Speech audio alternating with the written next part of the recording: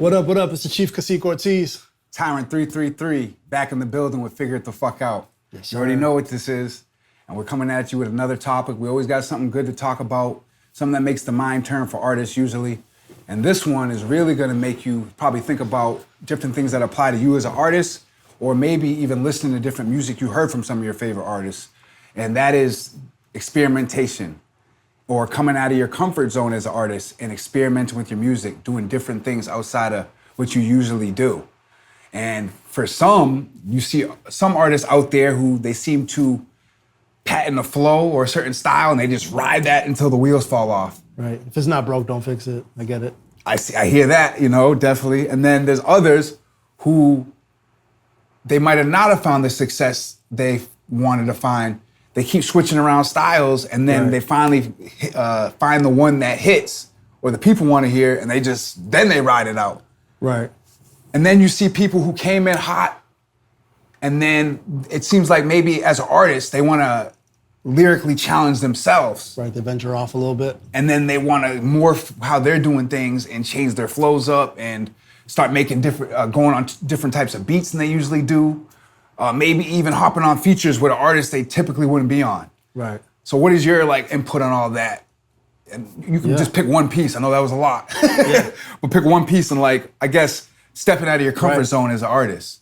Yeah, honestly, I think stepping out of the comfort zone is actually probably the most crucial thing, especially in the beginning stages as an artist, because you're gonna find what it is that you like doing the most faster. But even as a developed artist, stepping out of your comfort zone, that's when the most growth is gonna happen anyways. When I had that record with Sin, Stefan, he says on the record, "I'm comfortable being uncomfortable." And that, I always quote that line because if you're comfortable being uncomfortable, that means that you're always putting yourself in a position where you're forcing yourself to grow. And that growth is only gonna come from being uncomfortable. For example, if you're a basketball player, we always find our ways into sports, but if you're a basketball player, if you were playing in a town where there's basketball is just not even active like that, and you become nice, you're only nice to these people because there's not really competition. You're not really getting out of your comfort zone, so of course you're nice. You're a big fish in a small pond. Exactly, basically. But if you go to these bigger states and you're trying to play against some other professionals, and it's oh shit, you got work to do. I say all that to say that getting out of your comfort zone is literally what breeds. To your last statement, you actually said, a developed artist might naturally start changing some things later. And I feel like that's me because when I came into music, I actually wanted to be a singer. And wasn't that great at singing like that. It was kind of whatever. So I just started rapping and started doing poetry. And now it's people haven't even heard the new music I've been doing, but the new music I've been doing, I'm singing more on the records. I'm doing more it's on some player shit more than it is the aggressive. It's not bury him, bury him, bury him, bury him. Now it's some shit that you cruise to, you spark one up and you go on a drive and you either cruise with your lady or something like that, or high vibe music. Different vibes, something luxurious, something. And see, that's interesting because you sip wine to type shit. Artists could, it seems obviously life stuff happens. Facts. They change a little bit, maybe, or, different things that develop in their life make them want to go in a different direction with their music. Yeah. Maybe.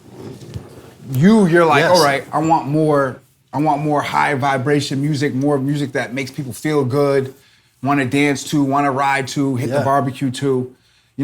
Exactly and that. That's where the development's coming in. It's making you want to shift the music. It's not so much of an external force. Somebody yo, you need to change this shit, man. I love that you bring it up because I should touch on that. When I think about those records the Bury 'Em, not that they were negative records, but when I turn on those albums and I listen to some of the music that I was even pushing out, it's not that it's bad. It's just I feel darker. I instantly, once I hear it, I feel not lower vibration, but I just feel darker.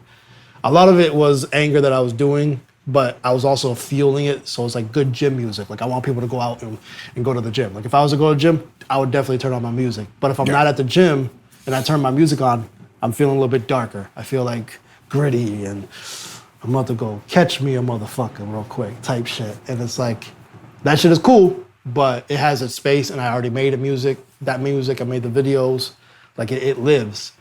Yeah. But now, as the past, year or two, life has been like really amazing. So it's hard to be going into the studio talking about how I'm mad at this and I'm mad at that, or when I'm not. I'm like really happy. Like my kids are beautiful, they're growing. Like I'm trying to, exactly like you were saying, I want to make music that is just higher vibration, where you can listen to it at the barbecues, you can listen to it cruising around family. It's all good vibes. It's just, you can kind of bob to. I'm not saying it has to be mediocre, but something that people can just, not necessarily passively listen to, but something that you could just have on in the background and you don't want to go kill somebody after. For real. And it's kind of crazy. Like, I just remember being a kid, a teenager, and I'm just talking from the consumer perspective now, listening to all types of music, and you don't realize how much it's like affecting the way you think. Yes. And the way you act. Yeah. Bitches ain't shit, hoes ain't this, bitches ain't that, right. Blah, blah, blah, blah. I'ma shoot this nigga. Right. You listen and ride around to that all day, you wake up to that shit, fall asleep to it. I used to fall asleep to BT jams and shit. Yeah. And I'm sure a lot of people can attest to that. MTV, all that shit. Right. Like, fall asleep to these videos, and then you wake up and you start acting a whole different way and don't even realize it. Yeah. Not all of it negative. There's some good stuff out there. And there's even just the weird, catchy stuff that just gets caught in your head, and you're just saying some weird ass fucking hook from a song, like I'm gonna pop some tags or something from from Macklemore. The music will definitely influence it.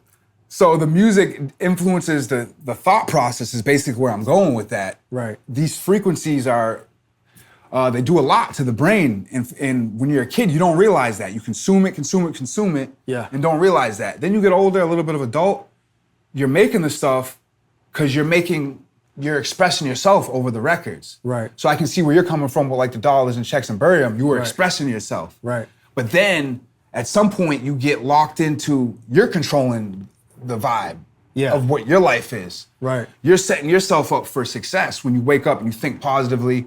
You tell different people affirmations in the day. Yeah. So when you're living like that, all of a sudden when you go to make this music, it's like, now you're expressing what you're feeling again. Exactly. Which is more positive. Right, a lot more positive. And honestly, those records still live because that's how I found my success.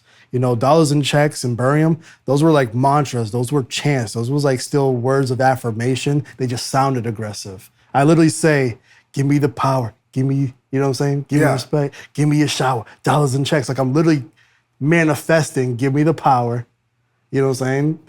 Give me the money, give me the respect, give me the, you know what I'm saying? Like I'm manifesting and speaking highly, So it did its job. It's just now I'm doing the same thing, but on more up-tempo beats. And there's a number of artists out there, we've probably seen them switch up their flow.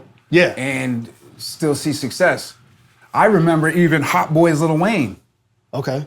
Like, he rapped and obviously he was young still, like we were saying, younger, rapped way different. And then when he became like Weezy F Baby, really, when he was really giving them bars and the metaphors. When he was really going in, it changed. It changed, a whole different flow, like a whole different rapper, Yeah. But I like the Weezy F Baby, the Lil Wayne, the mixtape Weezy. That's what people really like to hear, Right. Jay-Z, I want to say his flow, he kind of has he's just so lyrically gifted, he can switch up his flow in different ways, but he has almost like the same baseline flow. It's Jay-Z, you kind of know what you're going to get with Jay-Z. He's going to say, he's going to say hoes here and just say some shit that, drop some bars on your head that he's not really doing too much with his voice, basically. Yeah. He's giving you bars that are making you like, yo. You got you thinking, right. Yeah, some people, it's the voice thing. Young Thug, I feel like he had a different voice on every fucking song he was rapping and shit like that, True. So some people, they do different things with their voice to make it different. I like stepping out the comfort zone because with that being said, you're talking about playing with your voice, it's actually kind of cool because that's when you discover new parts of you that you didn't think you could do. You're like, me personally, I haven't done it yet, but I grew up not just listening to hip hop, but I was like a huge rock fan too. Like I actually really fuck with Korn and, you know, Linkin Park was really dope, all that shit. Like, and I had always dreamt of like, it'd be cool if I could rap, but I would add like a band element to it where it's like my voice is still aggressive, but I have a guitar player, a drum player, but now I'm just rapping over what it is that they're doing. I'm a huge fan of violins, and that should be fire too, honestly. Yeah, like orchestra. You know, like I'm a huge fan of that. So like sometimes I'll be looking for beats. Sometimes where it's like I wanted to have that mob orchestra choir sound to it, and I just want to go in.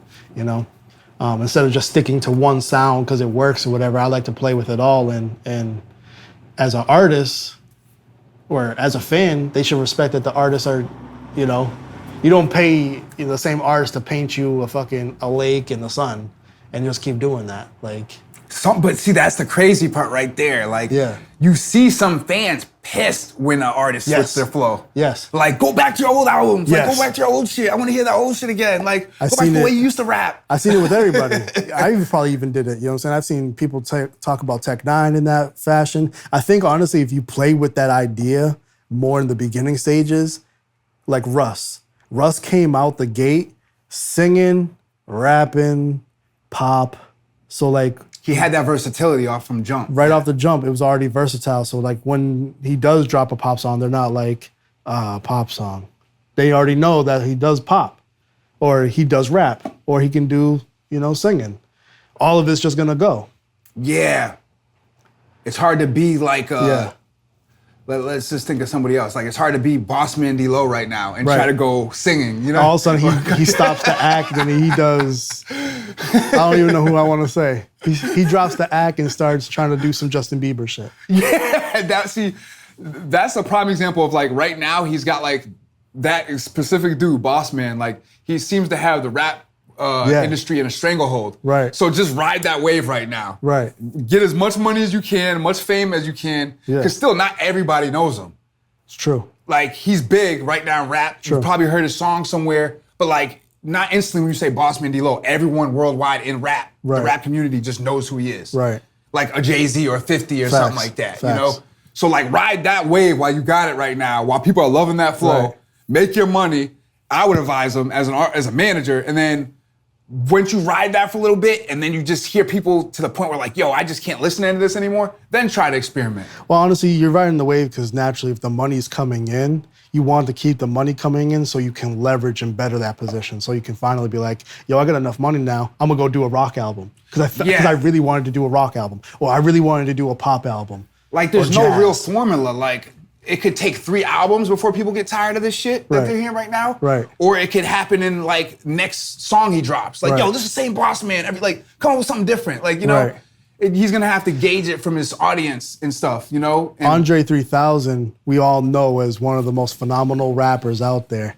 But everybody, and I mean everybody, listened to the Flute album. Yes. To hate on it, to love it, to sample it, it worked. You know, he dropped the Flute album. Is it his best work? I don't think so. But did it go up? Hell yeah, it went up. And now it was almost like, because he was saying at that point, he didn't actually want to rap. He didn't see a need to rap. But then he stepped out of his comfort zone, which wasn't really out of his comfort zone because he's been playing the flute forever, drops a Flute album. It's almost like he got it off his chest, and now all of a sudden he wants to drop an album. Now he wants to rap again. Yeah, he's got that experimentation off his chest. He had to go through that step.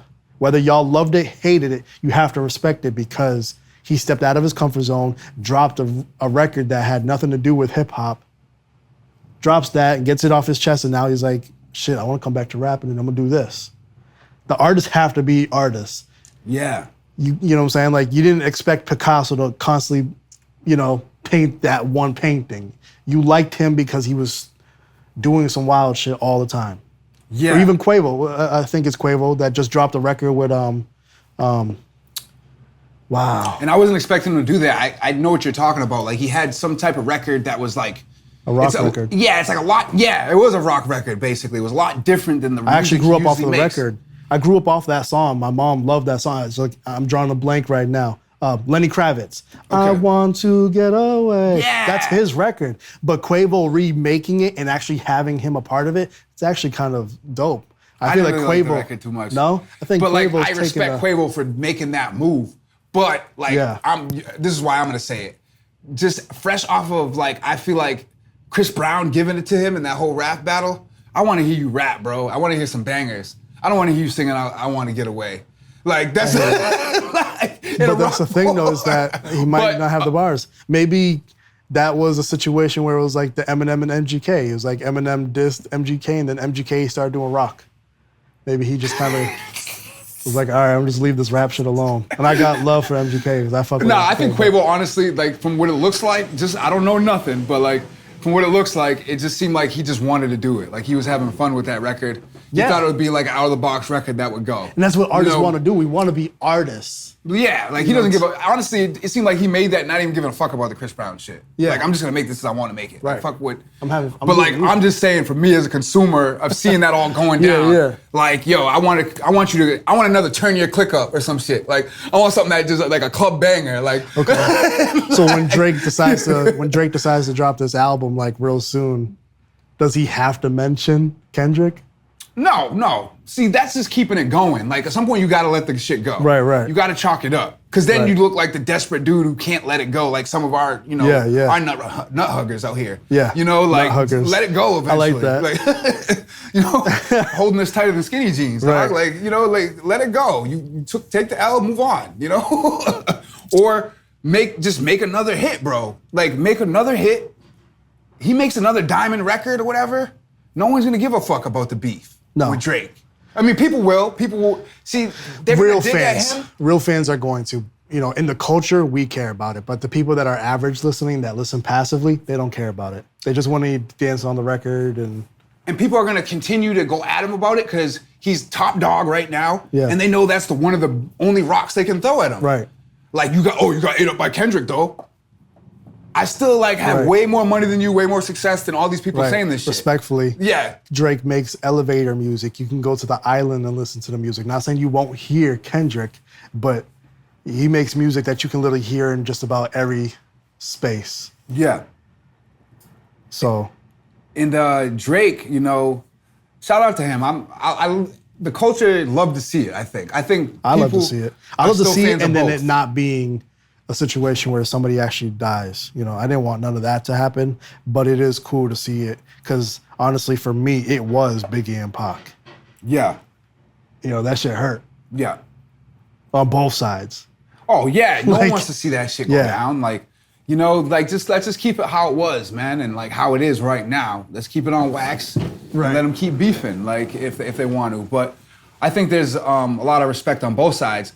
I see Drake doing something else outside of his comfort zone now. Dropping that whole 100 gigs of music or whatever.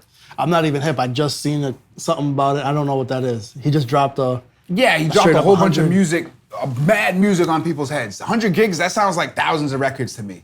Yes. Like, just to me. Like, that's a lot of fucking songs. It's a good amount. He literally did what we say we need to do and just fucking emptied the clip. Emptied the clip. You want it? Here you go. He's probably coming with a new slate. Who knows what he's got cooked up? But I'm sure it's something good. And not to go to that all-white party dude, but Michael Rubin said that, and I think it was a Breakfast Club podcast. He said, you don't get to, this is a good test. Stuff like this is a good test. When you got to go outside your comfort zone, it's a good test. Okay. Because only the greatest people can answer the call when some shit like that happens to them. Yeah, true. Prince has done it. Michael Jackson has done it. All the greatest people that you think of, even Michael Jordan, he didn't necessarily get great until he really stepped out of the comfort zone and did what he did. And now you have a signature on the shoe that you can't rub that away. Yeah. People get that shit tatted. You know what I'm saying? Like, honestly, a lot of this stuff, point blank period, came from being uncomfortable. It wasn't like I just started music and I was just like super confident and comfortable with like sucking. I had to go get good. You know what I'm saying? Like, that was me constantly putting myself in an uncomfortable situation, forcing myself to get better.